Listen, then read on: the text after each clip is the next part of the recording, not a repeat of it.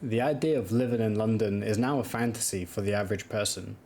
Everyone has this idea that it's this beautiful, glamorous place with all the variety of multiculturalism and all the uniqueness of having everyone in one big giant box of a city. Let me explain what the day-to-day life is for a Londoner. You wake up and then immediately think to yourself, oh, I have work, and you get ready for work. And then you go and take your transportation, whether that's bus or train. The bus never shows up on time, so you wait about 10, 20 minutes, sometimes even 30 minutes. And at that point, a lot more people have come. So there's more people at the bus stop. And when the bus finally does come, it's either really packed or you have to wait for the next bus because it's too packed and the bus just skips you without any remorse. Or if you're taking the underground, everyone's taking the underground at the same time.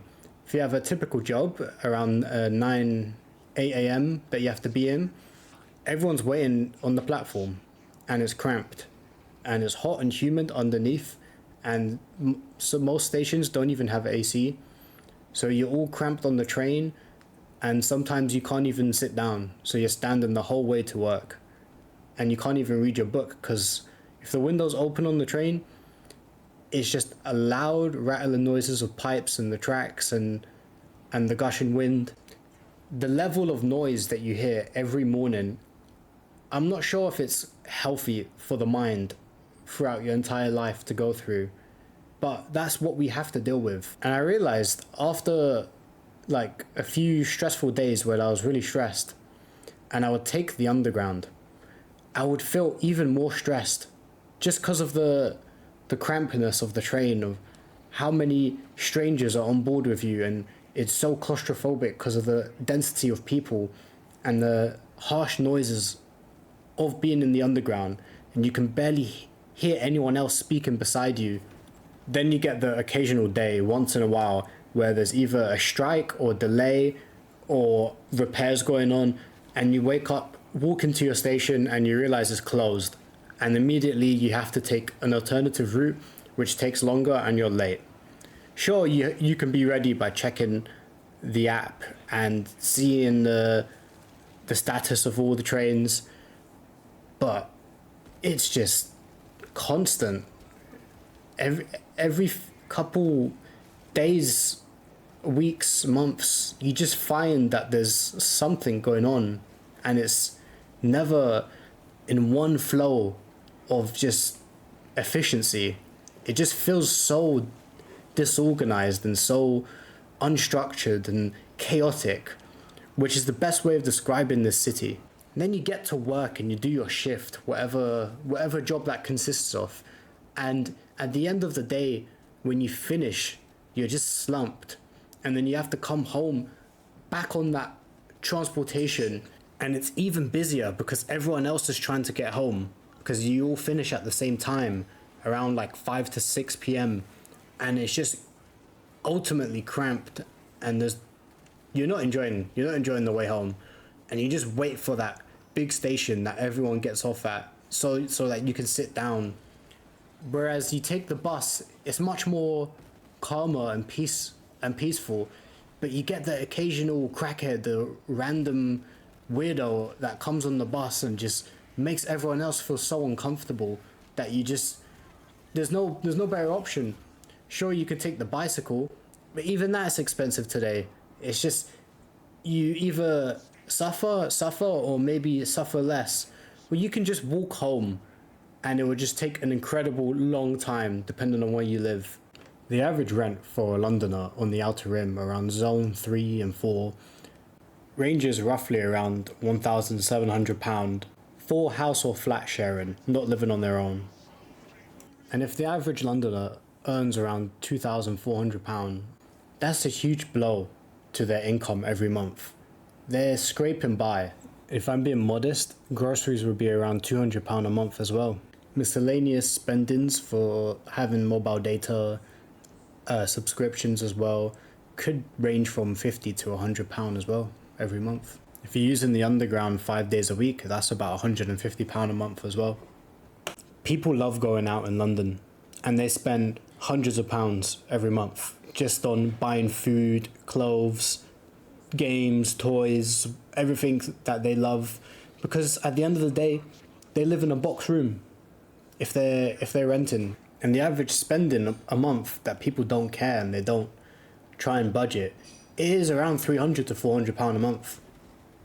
And most people are lazy. They don't want to budget and prepare for their expenses. So they end up spending their whole salary every month, or even going into debt.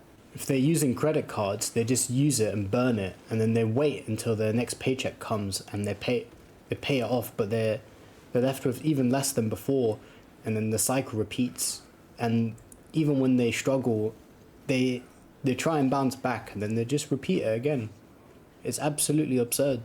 I just don't see the point of living in London if you're in this continuous cycle. If you live with your family and you're not paying any bills, then that makes more sense, because you have the ability to save and budget. Or if you have like a really high paying job that's paying you £3,000-4,000 a month, then that does make sense. You have to ask yourself, do you want to build wealth over time? If your answer is yes, and you're in this similar cycle, could moving to another city be better for you? I myself don't make the average London salary. I make a bit less, around 1,900 to 2,000 a month, depending if it's a good day and I've put the right hours in. But I have the fortunate ability to live with my family, which makes me able to save. Which goes back to the question of, are you thinking about your future? What actions are you doing right now for your future self, so that you can live a better and easier life when you're older? Being a barista, I've seen all kinds of people that come in and come out. They live paycheck to paycheck, and they tell me they won't be able to afford next month's rent. It's scary to think about that.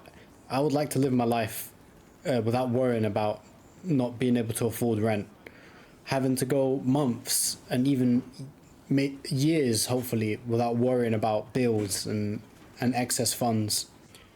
After spending 2 years in the current coffee chain that I work at, I asked myself, what could I do to make it better? So I thought, let me try optimize my life. I looked at the various coffee shop chains and found one closer to my home. Rather than spending 1 hour to get to work, I can spend 20 minutes getting to work. And because of this, I don't have to pay so much for transportation, shaving off £150 a month. And just like that, I've saved money. I've also decided to do less days as well, but with the same hours, so that I can enjoy my life more, having more days off. Just trying to have more time to create content like this, and also enjoy my hobbies like reading and other future activities, I hope. As a tourist, you come into London, central London, and you think, wow, this place is beautiful. You go to all the various shops, you see the beautiful architecture, and you just have a wonderful day going through the green parks like Hyde Park. And it's actually not that bad when you are in that perspective. But when you flip it around and you're the worker that's serving all these tourists and customers, it can get dreadful. It's essentially your life working at that place most of the time, 40 hours a week, even sometimes more. It's who you are, working in central London, serving people. You're just hoping to try and find a better job or get promoted, but even that comes with a burden of more stress, more management, more work to do for just scraps of more money that don't help with the very expensive payments that you have to make every month. I spent 1 year living in Liverpool with my girlfriend and a friend, and I was able to save quite well while renting. It was actually not that bad, and could have a possible future. I was getting paid around 1,600, 1,700 a month, working at a coffee shop chain, and my expenses were $550 a month. That included rent, internet, tax, mobile data, water, electricity, and then we take food and groceries into account, which summed up around £200 to £250 a month. I was being very frugal at, at my time in Liverpool. I would try and not to spend. The only thing I spent money on was coffee, and I'd say around leisure spending would sum up to around probably another £200, sometimes less. The rest, the £600 I'd put into building up my emergency savings, and the 100 I had left over, it would be spent in putting it into the S&P 500 index fund. And every month it was just a little by little going up and going down. Sometimes it wasn't 100, it was £50, £20, depending on the range that I spent in the month. It would just be little nuggets that I'd put in here and there. And at the end of the year, I saved quite a bit, and I was quite proud. Because of the way the contract worked, it was more like 8 months rather than 12 in the time that I moved there. And I was able to save around £4,000. And that's a nice emergency fund built up.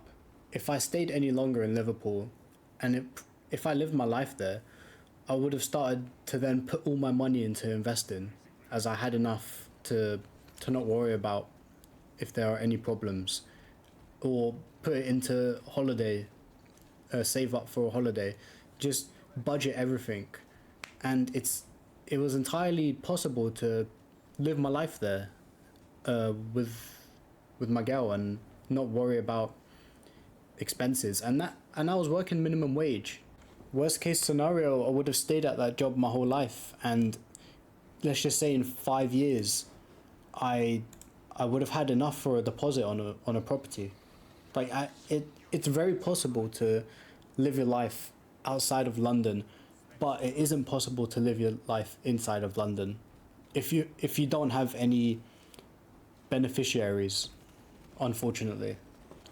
Because the job market is terrible right now, and I'm unable to make any new changes in the job, I'm trying to take full advantage of my position as a supervisor at a coffee chain where they pay very competitive rates.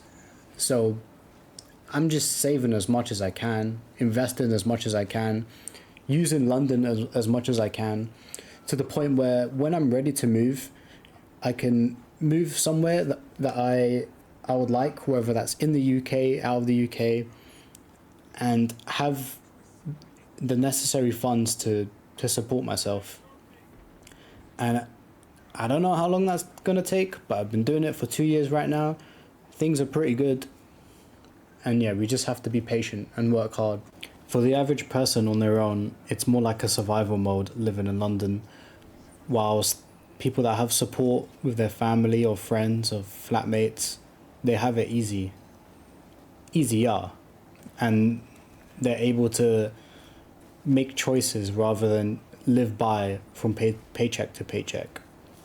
So if you are in this situation, make sure you budget and plan ahead, because as time goes by, who knows, things tend to get more expensive.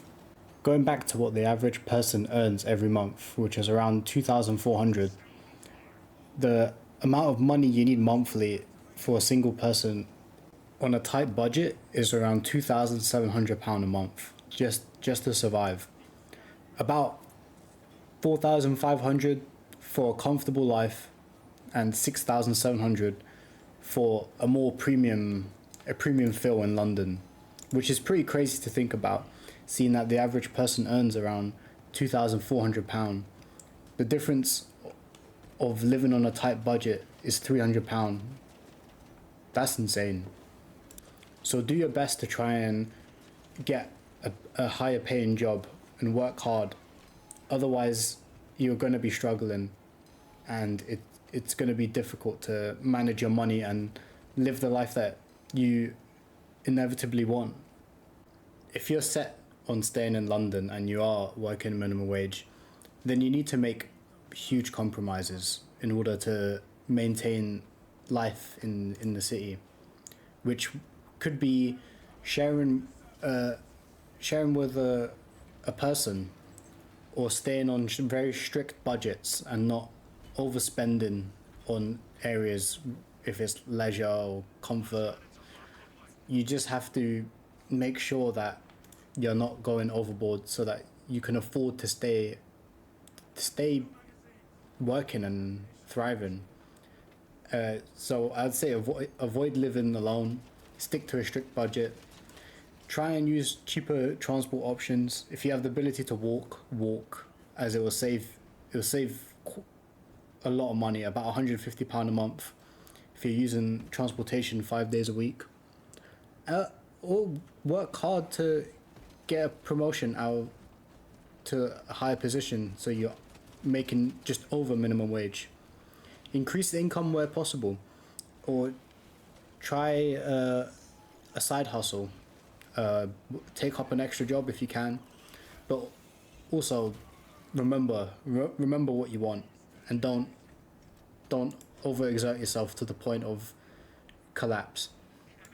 I know that growing up, there there is a lot of people that have never ever left London itself. They've stayed in the city their whole life.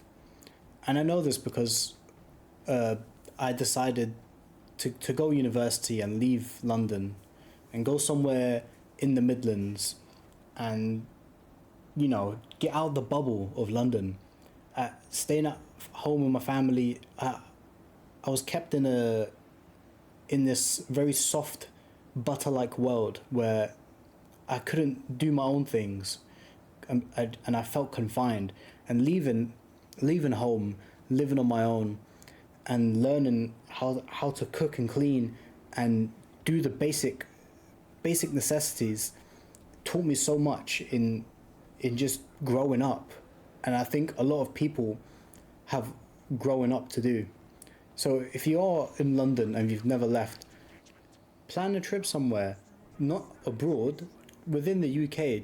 Take a train to a small town somewhere that's cheap and affordable, where you can get a taste of the countryside, a breath of fresh air. Because once you leave London, the air does certainly smell different, and the pacing of life is incredibly different. London is very extreme, is very harsh, is very overworking and oversaturated, incredibly dense. And seeing small little towns with their historic architecture and just calm and peaceful people that approach and speak to you, which feels a bit weird at times, but they're just normal people. It's refreshing, and it changes your perspective of being in this bubble, this field of the grey city of London. Sure, it's an amazing place, but there's also the entire country to to roam around and have a look at. Property as well is incredibly cheaper in other areas outside of London. Some towns have very good value for money. Obviously, work won't be the same, but if you have a method of transportation, then that settles it. You're able to drive to work or take the train to work, earning a good salary, and you live in a really nice place that's affordable. Why not? You just have to take the time to look and see your options, and not just rot in the city and do nothing about it. You could also take advantage of it as well. London is, within itself, it could be considered its own country. It's so vast, and there is so much variety in it, that a lot of people do live their whole life in London because there's so much you can do, which is a good thing. You can, my opinion is obviously biased, but if you could live somewhere on the outskirts of London or near it, and you're able to come in and work, I think that's a strong opportunity. As it's so connected with transportation, you can take holidays mostly anywhere abroad if you budget and save the right amount. Whereas other countries, you're not really able to. So that's one of the best things about it. My goal of this video is to just make you think, whether it's good or bad, just to weigh the options of what you want in life. And a lot of people don't really do this, and they just stay in London their whole life without ever thinking of seeing the world, which is so big and vast and full of so much opportunity, that you shouldn't be afraid. You should take the risks, take the step on leaving the city and seeing other places. It will change your perspective entirely, and you'll grow into a different person, and you won't feel weak, you won't feel down, you'll feel empowered and able to want things and be assertive and do things on your own accord, rather than relying on transport to get you from point A to point B. But yeah, that's all for today, folks. I hope you enjoyed the video. Thank you very much for watching, and I appreciate it very much. Just leave a little bit of gameplay left, and that's it.